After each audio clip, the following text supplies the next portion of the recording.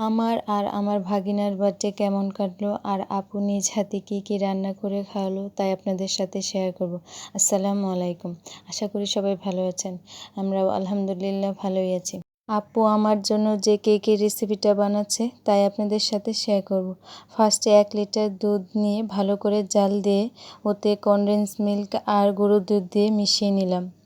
মেশানোর পর কেক বানানো হচ্ছে। এখানে 3টা ডিম নেওয়া হয়েছে।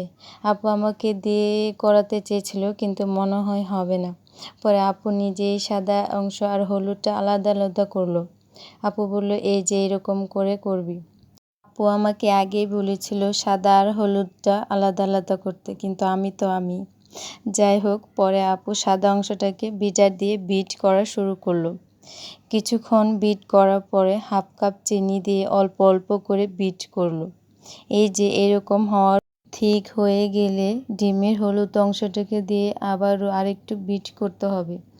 এখন নেক্সট স্টেপ।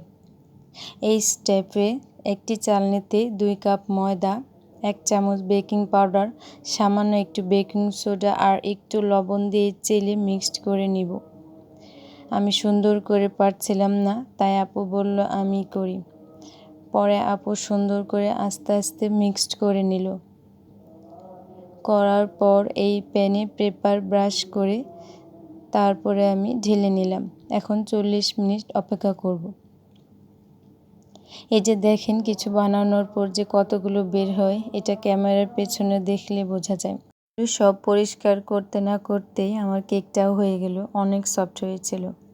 এখন গরম গরমে মালাইটা ঢেলে দেওয়া হয়েছে। এই যে আপু ঢেলে দিল। ঢালার পর এইরকম কাঠি দিয়ে ফুটো ফুটো করে দিব। কয়েক জায়গায় ফুটো ফুটো করে দিব। দেওয়ার পর 2 ঘন্টা ফ্রিজে রেখে দিব। এই যে আপু ফুটো ফুটো করে দিল। এর মধ্যেই ভাইয়া মিষ্টি পাঠিয়েছে আমার জন্য। খেয়ে নিলাম। কিছুক্ষণ পরে মালাই কেকও হয়ে গেল। ট্রাস্ট মি, অনেক মজা হয়েছে। একদম মুখে মেল্ট হয়ে যাচ্ছিল।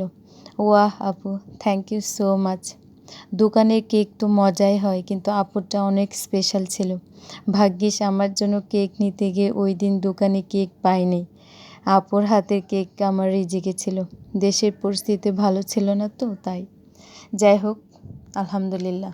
বলল রাতে কি খাবি? আমি বললাম আপু চাল কুমড়োর বড়া করো। এই যে 1 কাপ বেসনের সাথে একটু কালিজিরা, লবণ, মরিচ, হলুদ, জিরার ফাঁকি, 2 চা চামচ কর্নফ্লাওয়ার দিয়ে ভালো করে মিশিয়ে নিয়ে চাল কুমড়ো পাতলা পাতলা করে এইভাবে কেটে নিয়ে ভালো বেসনে কোট করে ডুবো তেলে ভেজে নিয়ে গরম গরম ভাতের সাথে শুকনো মরিচ দিয়ে কী যে মজা ছিল। আমরা সবাই রাতে এনজয় করেছি খাওয়াটা। পরে একটু বেশি খাওয়া হয়ে গিয়েছিল মনে হচ্ছিল। যাই হোক, এটা 3-4 দিন পরে আমার ভাগিনার বার্থডেতে ছিল।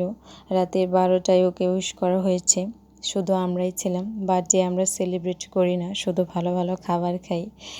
এটা পরের দিন মাগরিব নামাজের সময় দেখলাম আকাশটা অনেক সুন্দর লাগছে, তাই আমি মোবাইলে ভিডিও করতে দিয়ে চলে গেলাম নামাজ।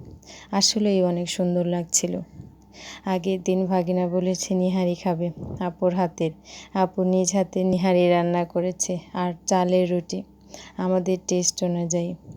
অনেক মজা হয়েছিল। বাইরেরটাতে এত মজা হয় না আমার মনে হয়। বেশি খেয়ে একদম ফুল হয়ে গিয়েছিলাম সবাই। একটু ঘরের ভেতর হাঁটাহাঁটি করি, বারান্দায় দেখি চাঁদ আর মেঘের লুকোচুরি। ভালোই লাগলো। এইভাবে আমাদের দিনগুলো যে কেমন করে কেটে যাচ্ছে। ভালো থাকবেন সবাই। আমার জন্য দোয়া করবেন। আল্লাহ হাফেজ।